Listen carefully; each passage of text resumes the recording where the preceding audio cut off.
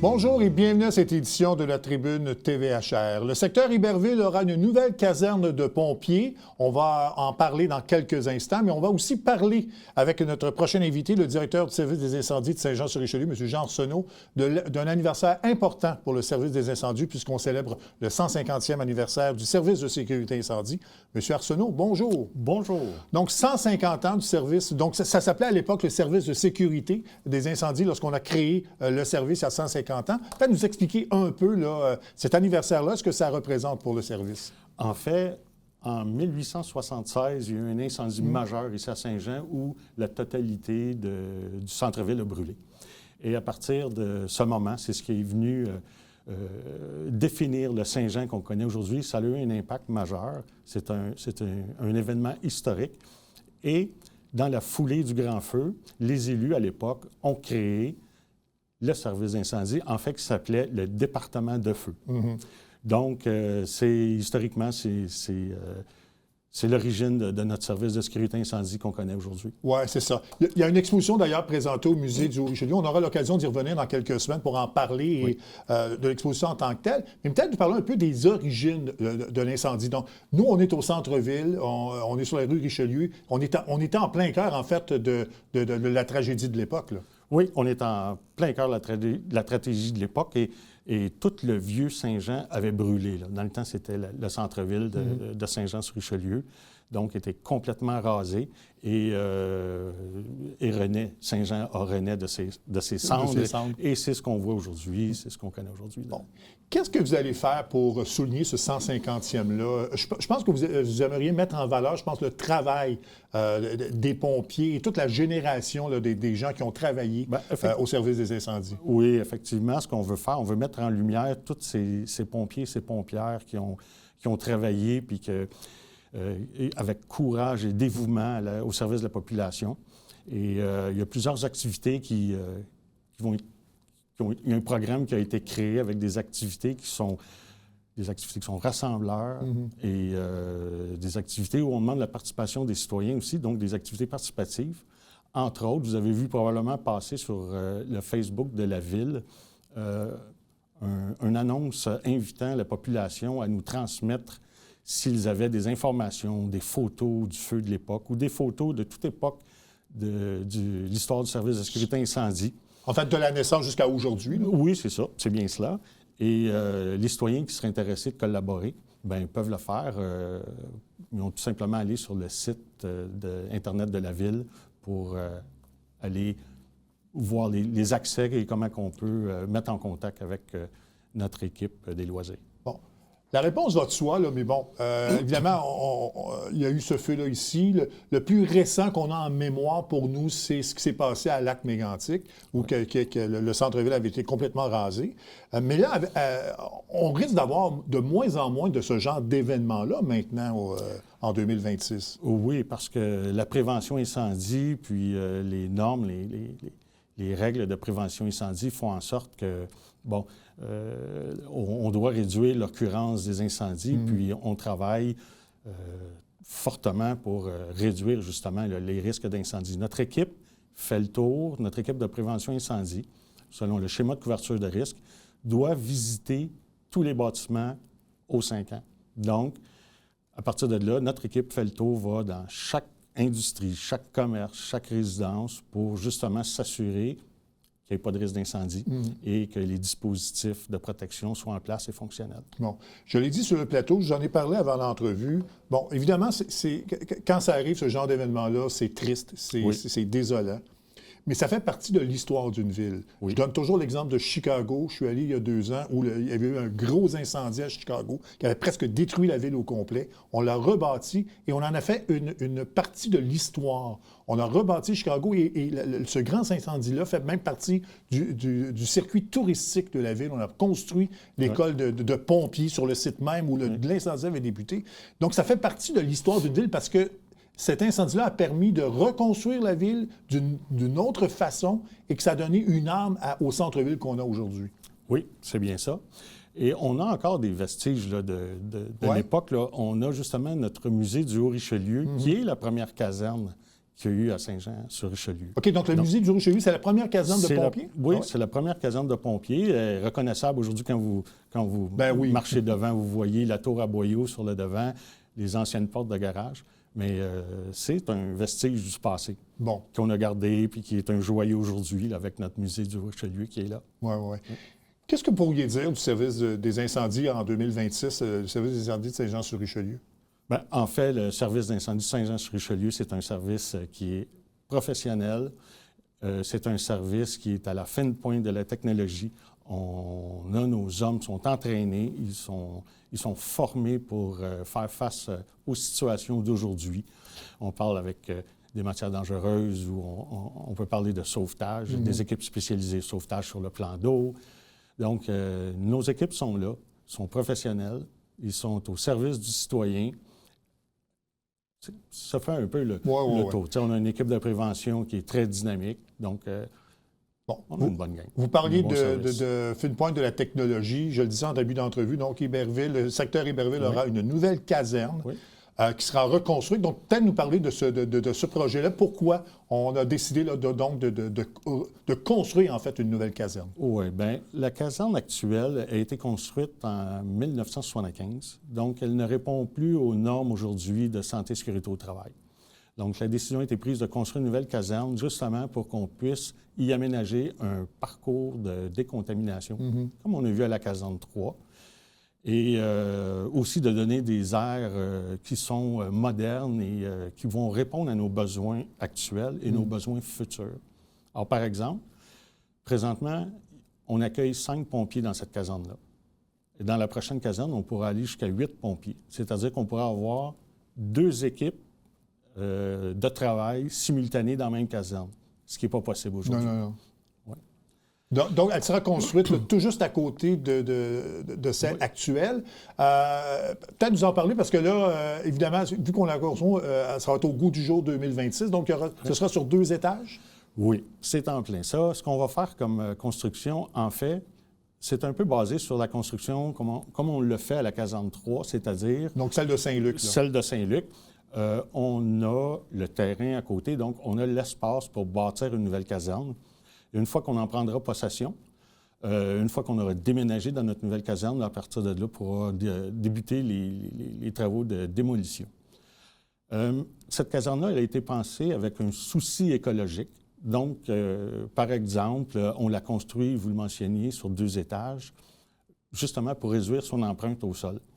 En fait, c'est une caserne qui reçoit des pompiers qui travaillent 24 heures sur 24. Hein, c'est comme une petite maison.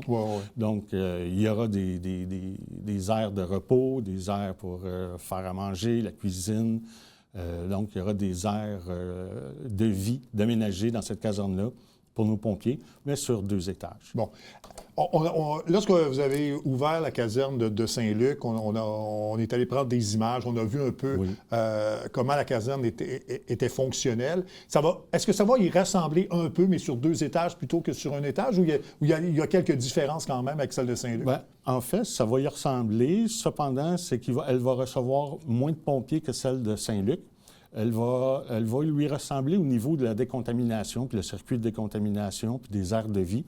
Cependant, il n'y aura pas dans la caserne de Saint-Luc, on y a aussi construit le centre de coordination des mesures d'urgence, donc il n'y aura pas de tel projet à la caserne 2 d'Iberville. Bon, c'est ça. Il va recevoir quand même, on va la construire avec 6 portes de garage, donc il va quand même y avoir de la place pour 6 camions ou nos équipes spécialisées, par exemple. Bon. Est-ce qu'on sait quand vont débuter les travaux et l'échéancier pour la livraison de cette nouvelle caserne? Les travaux sont censés débuter cet automne, puis on devrait en prendre possession à la fin de 2027. Bon. Après quoi, il y aura les travaux de paysagement, puis de démolition et de paysagement. Oui. Donc, vous l'avez dit, vous allez pouvoir accueillir plus de pompiers, donc vous allez pouvoir répondre à plus d'appels et aider même les municipalités avoisinantes pour les appels d'urgence. Oui, effectivement. Et vous savez, avec l'augmentation des citoyens, l'augmentation des quartiers... Oui, de l'agglomération de la MRC. L'agglomération de la MRC et de la ville aussi, là, avec l'augmentation de la démographie ici à Saint-Jean, bien, on va pouvoir ajouter des pompiers pour poursuivre et rencontrer nos obligations au niveau du schéma de couverture de risque. Oui, c'est ça. Oui. Parce que là, Saint-Jean est maintenant la 11e ville la plus populeuse du Québec. Donc, il faut que les casernes ressemblent un peu à l'agglomération et à la cartographie de la ville. En fait, on doit se donner tous les outils possibles pour pouvoir bien répondre à nos citoyens, donner un bon service à nos citoyens. Et c'est dans ce sens-là que le projet de construction de caserne est fait. Oui, parfait. Donc, qu'on puisse répondre à notre schéma avec les temps de réponse qui nous sont obligés de respecter. Oui, exactement. On a parlé de la caserne à Saint-Luc. Comment ça se passe depuis l'ouverture? Ça va bien depuis l'ouverture. Nos pompiers sont contents de travailler dans un environnement de travail comme celle-là. C'est vraiment un bel environnement de travail qui est sécuritaire. Le circuit de décompte est très apprécié. Et on fait aussi l'envie de nos collègues des autres villes. J'ai eu plusieurs appels de collègues d'autres villes qui sont venus visiter notre caserne, visiter notre centre de mesures d'urgence aussi, puisque c'est un centre qui est à la fine pointe de la technologie, vous l'avez vu, et on fait l'envie de beaucoup de nos voisins et de beaucoup de nos collègues. Oui. Il y a eu une porte ouverte l'été passé à la caserne située dans NDL. J'imagine que vous en prévoyez une pour que les gens puissent voir cette caserne-là à Saint-Luc? Bien, dans la programmation pour les festivités entourant le 150e Grand Feu, excusez-moi, il est prévu au mois d'octobre, dans la Semaine nationale de prévention des incendies, comme à chaque année, d'avoir une porte ouverte. Puis cette année, ça va être l'occasion pour nos Joannais, Joannaises de venir visiter cette nouvelle belle caserne. Oui, parce qu'il faut le voir. L'extérieur est très belle, mais la caserne à l'intérieur, c'est vraiment de toute beauté. Et je pense que les gens se doivent d'aller la visiter pour voir un peu la beauté, mais surtout ce que vous faites, parce que vous allez expliquer ce que vous faites et comment ça a été aménagé à l'intérieur. Exact. Et on va avoir toutes sortes d'activités, encore une fois, pour démontrer le travail du pompier, ses équipements, mais aussi de répondre à toute question que les citoyens auraient qui a trait à la prévention des incendies ou au combat des incendies. Donc, on est là, nos équipes sont prêtes. Nos équipes sont présentes pour répondre aux citoyens. Oui, j'imagine de voir les petits bambins, parce que quand je suis allé à la porte ouverte l'année passée, là, il y avait beaucoup d'enfants qui sont très fascinés par le travail des pompiers. Fascinés par notre travail, par nos équipements. Oui, exactement. Donc, merci beaucoup, M. Arsenault. Et puis, donc, on va suivre les activités du 150e et aussi l'ouverture prochaine là, de cette caserne à Iberville. Merci beaucoup. C'est moi qui vous remercie. On fait une courte pause et on revient tout de suite après.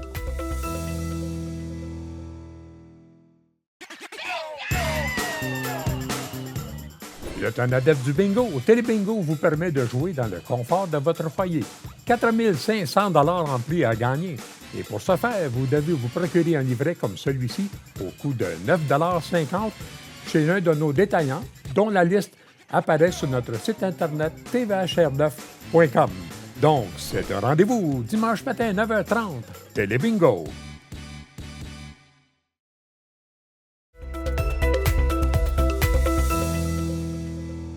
On apprenait il y a quelques jours qu'il y aura un projet pour l'ancienne église Saint-Noël-Chabanel. En fait, ça devient des logements sociaux. C'est un projet de 48 logements sociaux, en fait, qui devraient s'installer dans cette ancienne église. Pour nous en parler, on a l'entrepreneur et homme d'affaires, M. David Léon. M. Léon, bonjour. Bonjour. Donc, vous avez fait l'acquisition de l'église. Parlez-nous d'abord de ce projet là, que vous voulez faire de logements sociaux. J'ai fait l'acquisition, là, il y a tout juste un mois, effectivement. Derrière... après 4 mois de travail avec la ville et l'urbanisme pour le développement du pré-projet. C'était très excitant parce que l'objectif, dès le départ, quand j'ai eu la vision et l'opportunité de faire l'acquisition, je voulais tout de suite faire du logement social. Il n'y avait pas d'autres projets qui étaient en tête. C'était vraiment désengorger là, l'OMH et puis les problèmes qu'on connaît tous là, avec l'immobilier et l'augmentation des loyers. Je voulais résoudre, ou à mon niveau, limiter un petit peu l'impact là, sur les résidents de Saint-Jean. Et qu'est-ce qui vous intéressait dans l'Église? Mais ce qui m'intéressait, c'est sa structure. La structure de l'Église, on appelle ça le bunker, parce que c'est uniquement du béton. Même là, la toiture est en béton.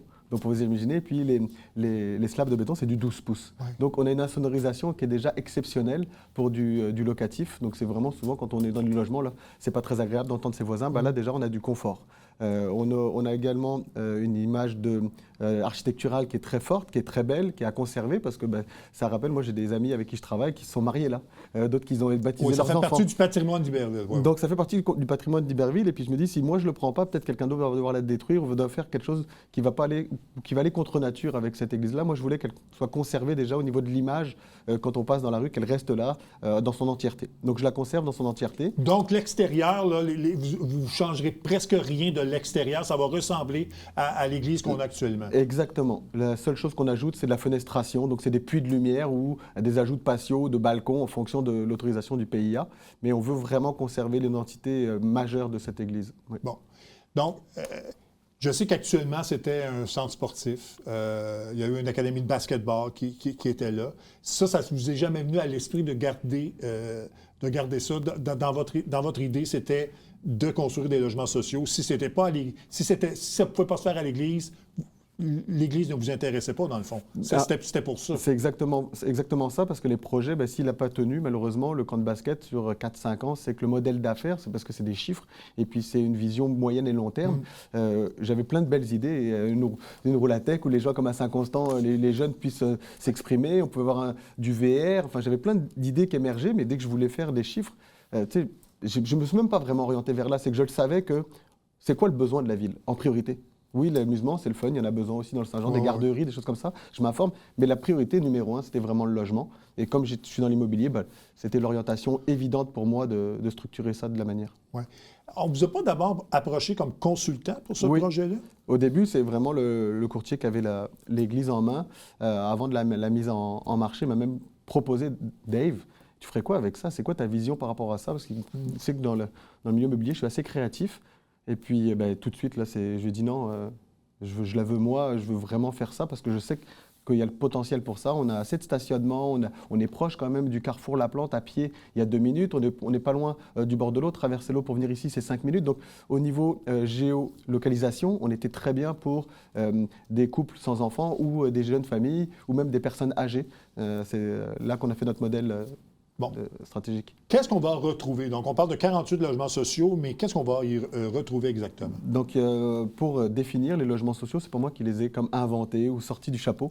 Ça a été vraiment travaillé dans un premier temps avec l'OMH, malgré que l'OMH ne va pas garantir qu'ils prennent ces logements-là. Ils ne peuvent pas le garantir si dans 1 an, leur liste est vide, mais je me suis bâti sur ce qu'il y avait comme besoin maintenant, parce qu'avec l'expérience que j'ai, je le sais que dans 1 an à 18 mois, il y aura le même problème et ça ne sera pas résorbé parce qu'on n'a pas de mise en marché. La population va augmenter, les besoins sont toujours là. Donc, c'est ça. Donc, on s'est basé là-dessus. Puis, on s'est aperçu que la liste d'attente présentement, c'est des personnes de 55 ans et plus, beaucoup. Des personnes sans enfants, des personnes seules. Donc, j'ai orienté non pas sur des gros logements et des grosses surfaces, mais sur des petites unités, plus style loft, pour répondre aux besoins des gens seuls. Et puis après, sur les 3,5 pour répondre aux personnes 55 ans et plus, pour pas qu'ils aient des étages à monter, des choses comme ça. Donc, on s'est orienté avec 9 lofts. Il y a 22 3,5, 9 4,5. Bon. Mais vous développez des logements sociaux, mais vous êtes déjà propriétaire, je pense, de quelques logements là, avec l'Office municipal d'habitation. Oui. Donc, c'est un secteur que vous connaissez bien. Ça fait plusieurs années qu'on travaille déjà. Moi, je fais beaucoup d'immobilier dans le Vieux-Saint-Jean notamment. Puis, je travaille avec cet organisme-là. Ça se passe très, très bien. Et puis, on voit qu'on aide des familles dans le besoin. Donc, c'est glorifiant aussi en tant qu'entrepreneur de pouvoir aider à notre niveau. Bon, vous en avez parlé un peu, donc la vocation de l'Église. Vous connaissant, vous avez sans doute fait une étude de marché très précise pour savoir si on a beau vouloir développer des logements sociaux, on a beau vouloir, mettons, faire, comme vous avez dit, une roulatech ou quelque chose comme ça, mais il faut quand même être conscient qu'est-ce que le marché veut et qu'est-ce que des besoins. Donc, ce travail-là a été fait. Exactement, c'est pour ça que tantôt, je vous disais, avec l'OMH, on a défini les besoins. On regarde depuis X temps. Qu'est-ce qu'on a besoin? Qu'est-ce qui a été répondu comme besoin? Et qu'est-ce qu'il va avoir comme besoin à l'avenir? Donc ça, c'est vraiment une étude de marché qui a duré quand même 4 mois. Là, c'est pas à 4 heures, c'est vraiment 4 mois au complet avec des vrais chiffres socio-écologiques, socio-économiques, avec la ville, l'urbanisme, l'OMH, les organismes indépendants aussi. Il y a plein d'intervenants différents. Et puis après, on fait, une fois qu'on a toutes les informations, on met ça ensemble pour faire notre étude de marché. Bon. Quand sont prévus le début des travaux et quand ce sera pas opérationnel, mais quand les logements seront disponibles à la population? On serait chanceux si début 2027, là, on a quelque chose. Mais dans la réalité, là, moi, je pense sincèrement que ce serait plus juin 2027. Il faut être réaliste, là, avec les permis, avec les délais de construction, puis les choses inhérentes à la réflexion d'une église, parce qu'il va y avoir des surprises quand on va ouvrir ça, c'est certain, malgré qu'on a fait nos devoirs, qu'on a fait nos études et nos rapports, notamment avec l'amiante. Au plus tard, on va dire en septembre 2027. Bon. On l'a dit en début d'entrevue, donc vous êtes entrepreneur, vous êtes homme d'affaires, vous êtes quelqu'un qui aime pas prendre des risques, mais je pense pas un petit peu. Qu'est-ce que vous trouvez intéressant dans ce genre d'investissement? Pas seulement l'ancienne église, mais vous avez acheté on va revenir à vos commerces que vous avez achetés, là, les restaurants que vous avez dans le centre-ville, vous avez d'autres bâtiments également. Qu'est-ce que vous aimez dans cette prise de risque-là?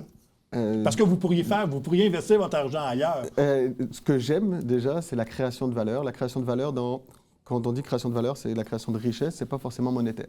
C'est l'héritage que je vais laisser à mes enfants, c'est la marque que je laisse auprès des habitants, des gens qui sont actuellement, qui profitent de ces commerces de proximité-là, qui profitent de nouveaux services, des gens qu'on améliore la qualité de vie. Quand j'achète aussi des immeubles dans le Vieux-Saint-Jean, j'essaye d'améliorer, mais pas d'améliorer pour moi mon besoin d'avoir des loyers plus chers, mais d'améliorer le confort en fonction du niveau de vie de la personne qui vit dedans. Je m'adapte, c'est-à-dire que si je peux faire juste la peinture, parce que la peinture, ça ne va rien te coûter, mais si tu veux une nouvelle cuisine, ça va te coûter $20 de plus par mois. Est-ce que tu peux accepter ça? Est-ce que tu veux accepter ça? Donc moi, j'y vais vraiment dans un dialogue et dans une ouverture d'esprit que on fait plaisir à tout le monde.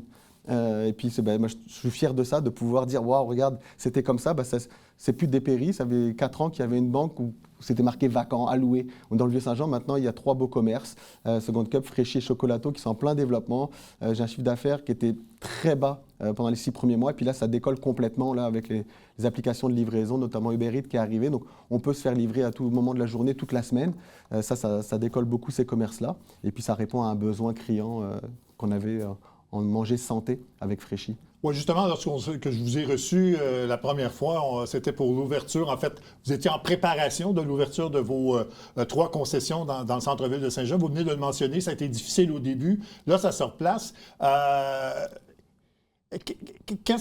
Vous parlez d'application, de livraison. C'était vraiment le nerf de la guerre pour ces entreprises, pour ces 3 restaurants-là? Effectivement, on est à l'angle de Saint-Jacques et Champlain. Pas de stationnement, pas de service au volant. On sait que les difficultés dans le Vieux-Saint-Jean de stationner. Donc, je le savais en misant sur cet emplacement-là que mon 65 à 70% de mon chiffre d'affaires serait fait avec la livraison. Et puis, pour livrer Iberville, l'été Saint-Luc, Sainte-Thérèse, Saint-Edmond, beaucoup plus loin que le Vieux-Saint-Jean, même si je répondais à un besoin local, j'avais une vision beaucoup plus large. Et puis là, maintenant, avec Uber Eats notamment, et puis très bientôt DoorDash, on va pouvoir répondre à beaucoup plus de demandes et puis faire de la livraison pour améliorer notre chiffre d'affaires. Ouais. Bon, on va parler un peu, parce que là, on parle de l'église, on parle de ces restaurants-là, mais vos activités sont beaucoup plus vastes que ça. Peut-être nous parler un peu de ce que vous avez, des entreprises que vous dirigez, en fait, de votre parcours un peu d'entrepreneur. Présentement, mon temps il est relié avec ma première compagnie qui est Canadarts.